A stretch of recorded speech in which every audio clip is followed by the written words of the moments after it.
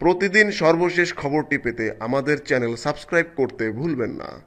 Lionel Messi ও Ballon d'Or নিয়ে একই বললেন বার্সেলোনার কোচ ভালভার্দে। গত বছর থেকেই ফিফা ও ব্যালন ডিওরের পুরস্কার আলাদা হয়ে গেছে।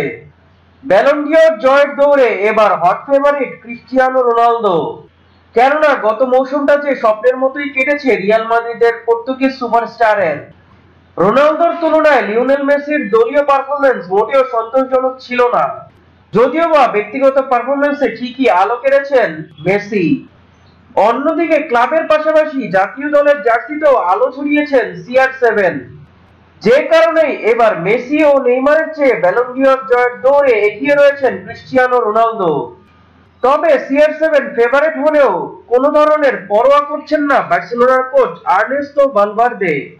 শুধু তাই নয়, এটা নিয়েও ভেবে সময় নষ্ট করতে নারাজ তিনি। কাতালান কোচের মতে মেসিই বিশ্বের সেরা ফুটবলার।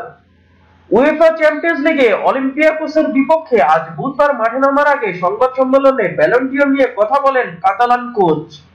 এ প্রসঙ্গে ভালভার্দে বলেন, আমরা সকলেই বিশ্বের সেরা খেলোয়াড়কে চিনি। সত্যি কথা বলতে ব্যালন ডিওরের ট্রফিটা জেতার বিষয়ে চিন্তা করার কিছু নেই আমার, কারণ আমি ইতিমধ্যে জানি যে মেসি সেরা ফুটবলার। প্রতিদিন সর্বশেষ খবরটি পেতে আমাদের চ্যানেল সাবস্ক্রাইব করতে ভুলবেন না। ধন্যবাদ।